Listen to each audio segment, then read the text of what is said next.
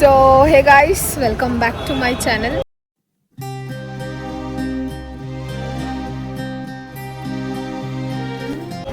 So ಇವತ್ತು ನಾನು ನಮ್ಮಪ್ಪ ನಮ್ಮಮ್ಮ 3 ಜನ ಸೇರಿ ಟ್ರಿಪ್ಪಿಗೆ ಹೋಗ್ತಾ ಇದ್ದೀರಿ. ಏರ್ಪೋರ್ಟಲ್ಲಿದ್ದೀರಿ, ಕೆಂಪೇಗೌಡ ಏರ್ಪೋರ್ಟ್ ಸೆಕೆಂಡ್ ಟರ್ಮಿನಲ್ಲಿ. ಏರ್ಪೋರ್ಟ್ ಮಾತ್ರ ಫಸ್ಟ್ ಕ್ಲಾಸ್ ಆಗಿದೆ. It's my first time coming here. So yes, ನಮ್ಮ ಮಗನು ಮಲ್ಕೊಂಡ್ಬಿಟ್ಟಿದ್ದಾನೆ. ನಿಮಗೆ ಏರ್ಪೋರ್ಟ್ ನೋಡಿಸ್ತೀನಿ, ಹಾಗೆ ನಾನು ಎಲ್ಲಿ ಹೋಗ್ತಾ ಇದ್ದೀನಿ ಅನ್ನೋದು ಕೂಡ ನಿಮಗೆ ನೋಡಿಸ್ತೀನಿ.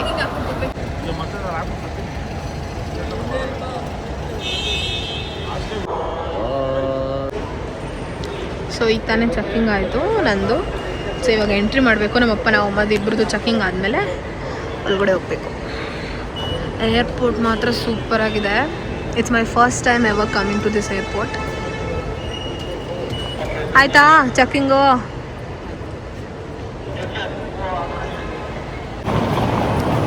ಸೊ ಗೈಸ್, ಚೆಕ್ಕಿಂಗ್ ಆಯಿತು.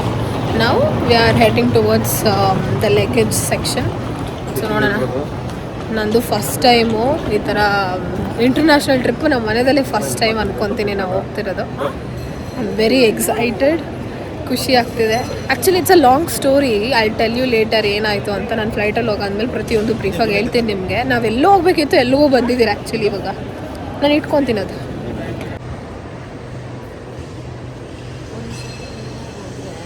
ಬೋರ್ಡಿಂಗ್ ಪಾಸ್ ಎಲ್ಲ ಬಂದಿದೆ.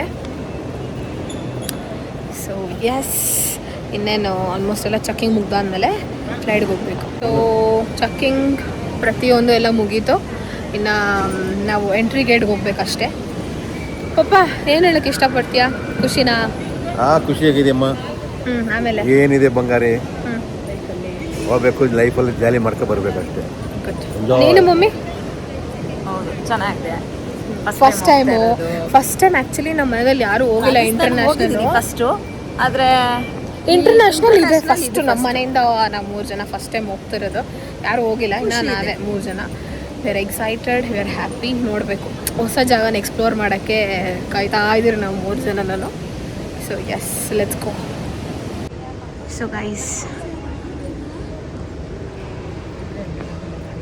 ಫುಲ್ ಲಕ್ಷರಿ ಇದೆ. ಹೋಟೆಲ್ ಶಾಪ್ ಮಾಡಬೇಕಂದ್ರೆ ಬರೋದೆಲ್ಲ ಇಲ್ಲೇ ಖರ್ಚಾಗ್ಬಿಡುತ್ತೆ, ಅಷ್ಟು ಕಾಸ್ಟ್ಲಿ ಇರುತ್ತೆ ಇಲ್ಲಿ. ಸೊ ಸದ್ಯಕ್ಕೆ ನಾವು ಇಲ್ಲೇನು ಶಾಪ್ ಮಾಡೋಕ್ಕೆ ಹೋಗ್ತಿಲ್ಲ. ನಾವು ಬ್ಯಾಂಕಾಕಲ್ಲಿ ಅಸ್ಮತ್ ಏನಾದರೂ ಚೆನ್ನಾಗಿರೋದೇನಾದರೂ ಇದ್ದರೆ, ನಮ್ಮ ಬಜೆಟ್ ಪ್ರಕಾರ ಇದ್ದರೆ, so will shop there.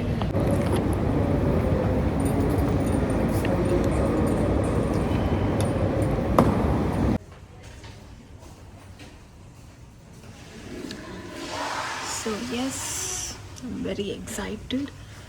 First international trip. ನೋಡೋಣ ಎಷ್ಟು ಚೆನ್ನಾಗಿರುತ್ತೆ ಈ ಟ್ರಿಪ್ಪು ಅಂತ. ಈಗಲ್ಲಿ waiting to reach Bangkok. See you there. Actually what happened is, we had a flight towards Assam. ಅದು ಇಂಡಿಗೋ ಬುಕ್ ಮಾಡಿದ್ರಿಂದ we didn't able to reach, because ಇಂಡಿಗೋದು ಸ್ವಲ್ಪ ಪ್ರಾಬ್ಲಮ್ ಇತ್ತು. ಸೊ ಹಾಗಾಗಿ ನಾವು ಪ್ಲ್ಯಾನ್ ಕ್ಯಾನ್ಸಲ್ ಮಾಡೋದು ಬೇಡ ಅಂತ ಹೇಳ್ಬಿಟ್ಟು ಥೈಲ್ಯಾಂಡಿಗೆ ಬುಕ್ ಮಾಡಿದ್ದೀರಿ. ನೋಡೋಣ. So guys, you believe or not, lounge ಏರಿಯಾಗೆ ಬಂದರೆ ಸೊ ಅಲ್ಲಿ ವಿ ಐ ಪಿ ಅಂತ ಇದ್ದೀನಿ, ಇಂಟರ್ನ್ಯಾಷನಲ್ದು ಡೆಬಿಟ್ ಇಲ್ಲ ಕ್ರೆಡಿಟ್ ಕಾರ್ಡ್ ಇರಬೇಕಂತೆ.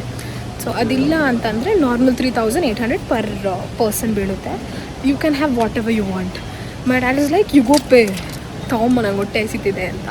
ಇವಾಗ ಟೋಟಲ್ ಆಗಿ 11,399 ಆಗಿದೆ 3 ಮೆಂಬರ್ಸ್ಗೆ. ಒಂದು ಬ್ರೇಕ್ಫಾಸ್ಟ್ಗೆ we paid this much and we have come. It's costly, but experience ಒಂದು ಆಗುತ್ತೆ ಅಂತ. ನೋಡೋಣ. ನಮ್ಮ ಊಟ ನೋಡಿ ಗೈಸ್, ಇದು 3,800 ರೂಪಾಯಿ. ಮಮ್ಮಿ ಏನು ಹೇಳೋಕ್ಕೆ ಇಷ್ಟಪಡ್ತೀವ ಮಮ್ಮಿ? ಈ ಊಟನ ಬೇಡವೇ ಬೇಡ ಅಂತೆ. ನಮ್ಮಪ್ಪ ಎಲ್ಲರೂ ಗೊತ್ತಿಲ್ಲ. ನಮ್ಮಪ್ಪ ಅಲ್ಲಿದ್ದಾರೆ. ಸೊ ಟೇಸ್ಟ್ ನೋಡಿಬಿಟ್ಟು ಹೇಳೋಣ. 10,000ಗೆ ನಾವೆಷ್ಟು ತಿಂತಾಯಿದ್ರಿ ಅಂದರೆ ಬೇರೆ ಕಡೆ ಎಲ್ಲಾದರೂ ಹೋಟ್ಲಿಗೆ ಹೋದರೆ. This is 11,800 food in airport.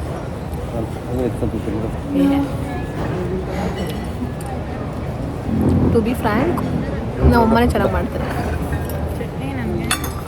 ಏನೋ ಒಂದ್ಸತಿ ಎಕ್ಸ್ಪೀರಿಯನ್ಸ್ ಅಂತ ಅಷ್ಟೇ ಇದೆಲ್ಲ.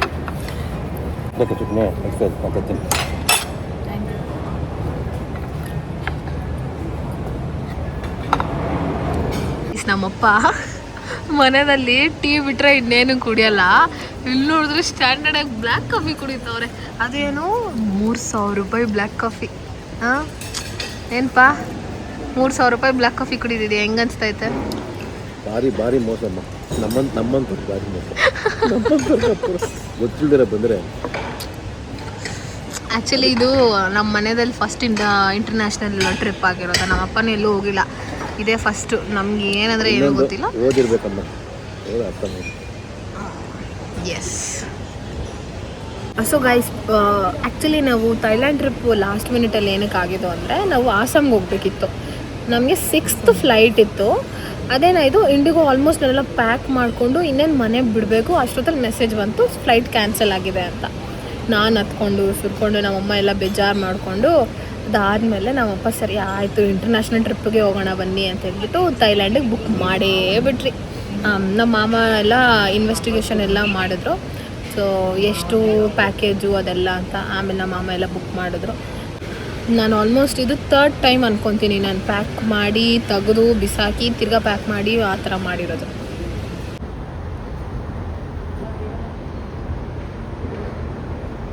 ಸೊ ಈಗ ತಾನೇ ಫ್ಲೈಟ್ ಒಳಗಡೆ ಎಂಟ್ರಿ ಕೊಟ್ಟಿದ್ದೀನಿ guys. First time in flight looks like this. ಚಳಿ ಆಗ್ತಾ ಇದೆ.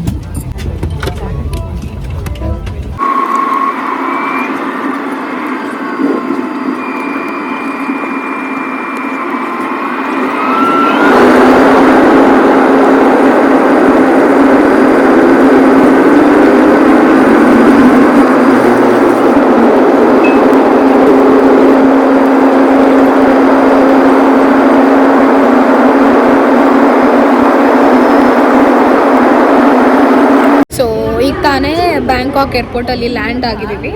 ಇನ್ನು ಸಿಮ್ ತೊಗೊಂಡು ಅದಕ್ಕೆಲ್ಲ ಮಮ್ಮಿ ಫೋನ್ಗೆಲ್ಲ ಶಿಫ್ಟ್ ಮಾಡಿದ್ದಾಯಿತು. ಇವಾಗ ಲಗೇಜ್ ಕಲೆಕ್ಟ್ ಮಾಡಿಕೊಂಡು ಡ್ರೈವರ್ ಪಿಕಪ್ ಮಾಡೋಕ್ಕೆ ಬಂದಿದ್ದಾರೆ. ಸೊ ನಾವು ಅಲ್ಲಿಗೆ ಹೋಗ್ಬೇಕು. ಮಮ್ಮಿ, ಫ್ಲೈಟ್ ಎಕ್ಸ್ಪೀರಿಯನ್ಸ್ ಹೆಂಗಿತ್ತು? ನಿನಗೆ ಸೆಕೆಂಡ್ ಟೈಮು, ನಿನಗೇನು ಅನಿಸಿರಲ್ಲ. ಬಟ್ ನನಗೆ personal feeling of main is normal ಬಸ್ಸಲ್ಲಿ ಹೋಗೋ ಥರನೇ ಇತ್ತಪ್ಪ. ನನಗೇನು I didn't feel that much good. But first experience ಅಲ್ವಾ, ಇಟ್ ವಾಸ್ ನೈಸ್. ಬಟ್ ಅದು ಬಸ್ಸಲ್ಲಿ ಹೋಗೋ ಥರ ನನಗೆ ಜಾಸ್ತಿ ಫೀಲ್ ಕೊಡ್ತಿತ್ತು.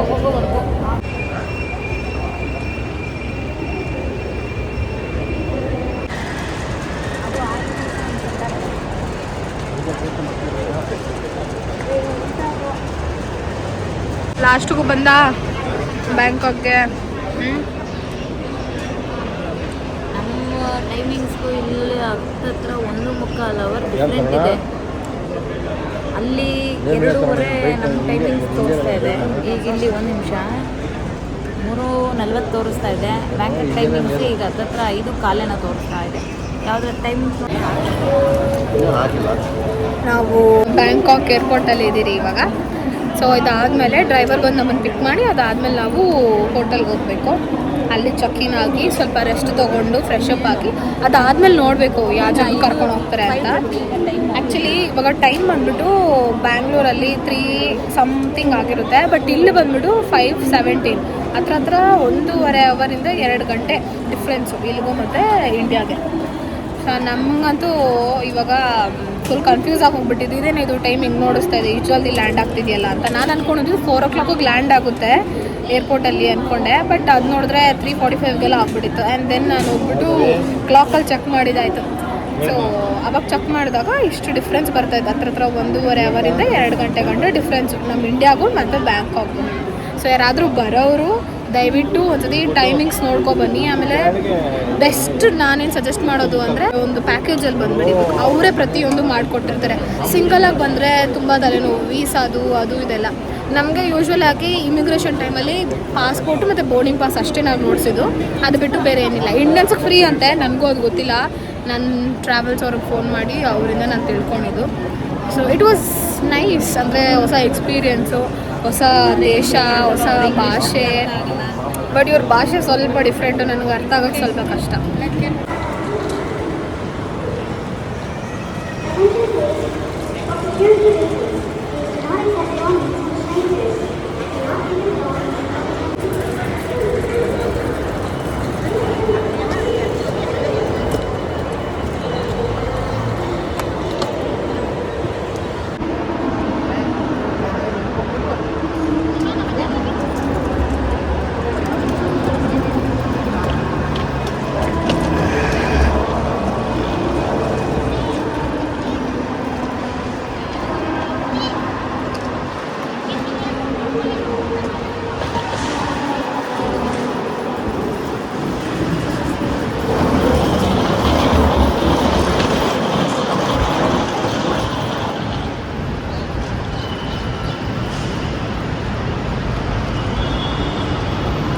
ಏರ್ಪೋರ್ಟ್ ದೊಡ್ಡದಾಗೇ ಇದೆ, ಪರವಾಗಿಲ್ಲ. ಬಟ್ ನಮ್ಮ ಇಂಡಿಯಾದಲ್ಲಿರೋ ಅಷ್ಟೇನಿಲ್ಲ. ನಮ್ಮ ಇಂಡಿಯಾದಲ್ಲಿರೋದು ಸಖತ್ತಾಗಿದೆ ಮಾತ್ರ. ಇವಾಗ ಕ್ಯಾಬ್ ಬಂದಿದೆ, ಕ್ಯಾಬಲ್ಲಿ ಹೋಗಬೇಕು.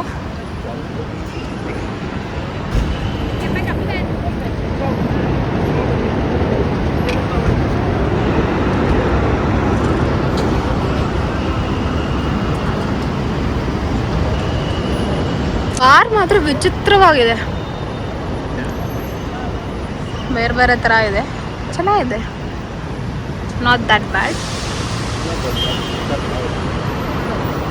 ಒನ್ ಮೋರ್ ಥಿಂಗ್ ಇಸ್, ಕರೆನ್ಸಿಗೆ ನಾವು ಎಷ್ಟು ಎಕ್ಸ್ಚೇಂಜ್ ಮಾಡಿದ್ರಿ ಅಂದರೆ 1,50,000 ಕರೆನ್ಸಿ ಇಂಡಿಯಾದಲ್ಲಿ.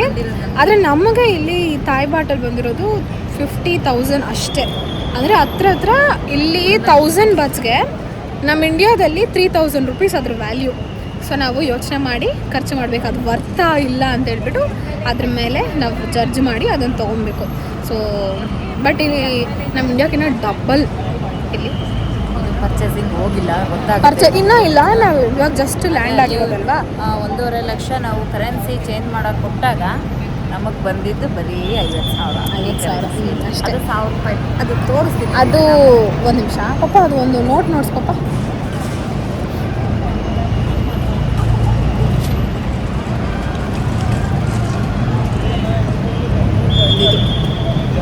ಇದು 1,000 ರೂಪಾಯಿ. ಇದು ನಮ್ಮ ಇಂಡಿಯಾದಲ್ಲಿ 3,000 ರುಪೀಸ್ ವ್ಯಾಲ್ಯೂ. ನಮ್ಮ ಇಂಡಿಯಾದಲ್ಲಿ ಕ್ಯಾಶರ್ ನಮ್ಮಪ್ಪ ಚೆನ್ನಾಗಿದೆ. ಇವತ್ತು ಒಬ್ಬರು ರೆಸ್ಟ್ ಮಾಡಿ ಸ್ವಲ್ಪ ಫ್ರೆಶ್ ಆಗಿ ನೋಡಬೇಕು ಅವರೆಲ್ಲಿ ಕರ್ಕೊಂಡು ಹೋಗ್ತಾರೆ ಅಂತ. ಲಗೇಜು ನಂದು 10 kg, ನಮ್ಮ ಮಮ್ಮಿದು ಇದು ಒಂದು 11 kg, ನಮ್ಮ ಅಪ್ಪದು 7.6 ಗ್ರಾಮ್ಸ್ ಅಷ್ಟೇ. ಅವರು ಚೆಕಿಂಗ್ ಮಾಡಬೇಕಾದ್ರೆ ನಾವು ಅಪ್ಪ ನೋಡ್ಬಿಟ್ಟು ವಯಸ್ಸೋರಂತೂ ನಗೀತವ್ರಲ್ಲಿ. ಏನಂತೀಯ ಪಪ್ಪ ಇದಕ್ಕೆ?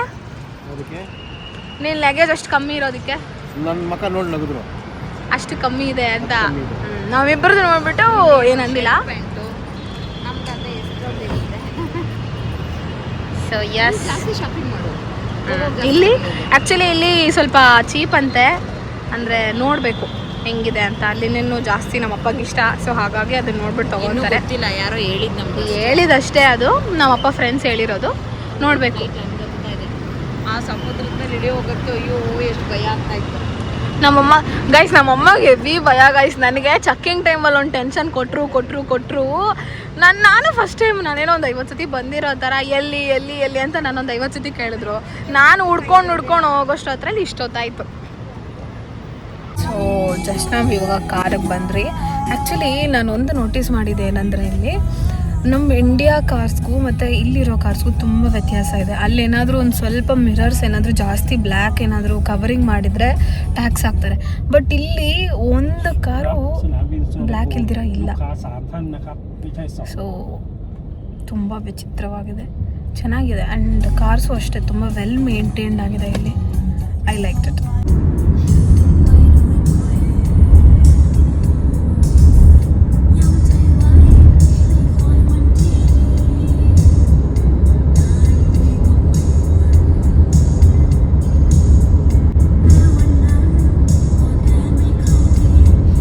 ಈಗ ತಾನೇ ರೂಮಿಗೆ ಬಂದ್ರಿ.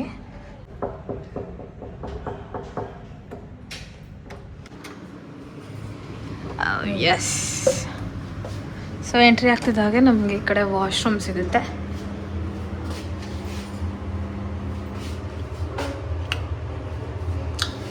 ವಾಶ್ರೂಮ್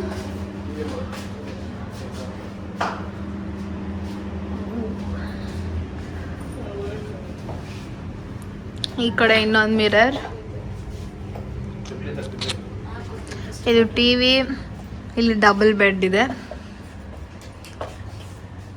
ಇದು ಡ್ರೆಸ್ಸಿಂಗ್ ಟೇಬಲ್. ಈ ಕಡೆ ಬಂದರೆ ಬಾಲ್ಕನಿ, ಇದು ಬಾಲ್ಕನಿ ವ್ಯೂ ಇದು.